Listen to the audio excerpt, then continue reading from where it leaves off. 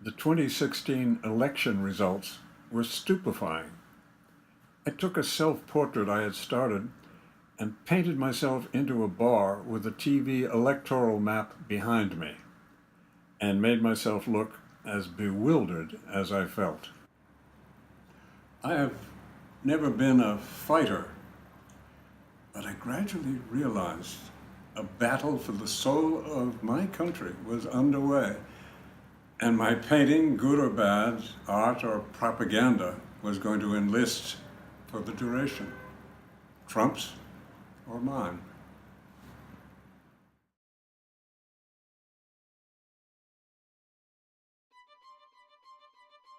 Even an ignorance of history can reveal racism.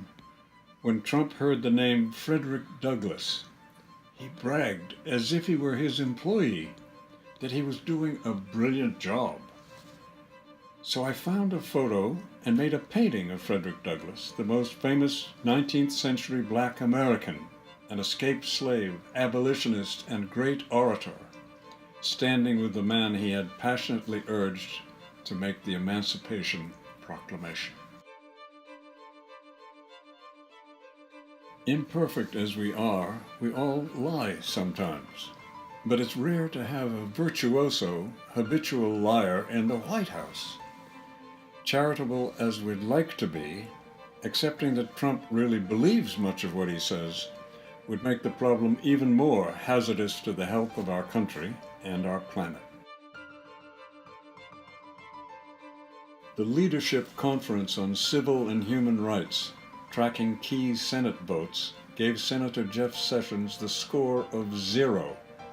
When Trump nominated him to be Attorney General, the opposition was led by the great civil rights hero John Lewis, who told the hearing, "There are forces that want to take us back to another place. We don't want to go back. We want to go forward."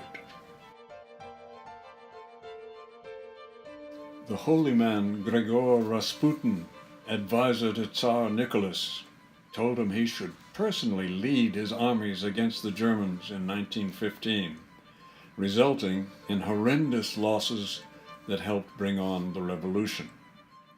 Stephen Bannon, formerly out of the Trump administration, continues to advise him and leads a campaign to destroy the Republican mainstream.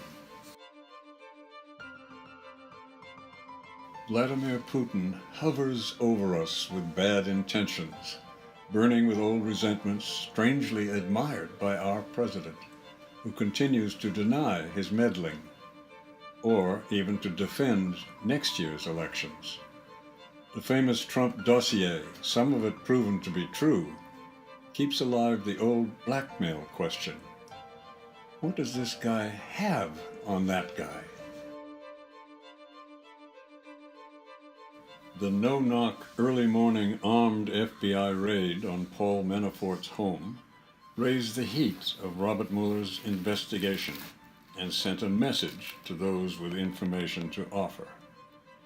Perhaps more than his misdeeds, Manafort's vocal talents interest Mueller. No one is better situated to know what Trump has been up to here and in Russia. When he starts to sing, he could fill Carnegie Hall. Pending Trump's choice of a new Attorney General, Sally Yates was holding the fort as acting AG when an associate brought her a transcript of a phone call, National Security Advisor Michael Flynn's conversation with the Russian ambassador. Contrary to his denials, he had talked about easing Obama-era sanctions when Trump comes to power. Sally's whistleblowing led to Flynn's firing. She then nailed Trump's Muslim ban as unconstitutional and followed Flynn out the door. Rising from an obscure KGB post to become Prime Minister, then President, Putin crushed the dreams of a real democracy that Gorbachev and Yeltsin once inspired. He clearly yearns to match the power, the physical range, and the murderous cruelty of the Tsarist past. Like us, but up close, Merkel and Europe face the same malicious cyber attacks and the rise of the fascist right.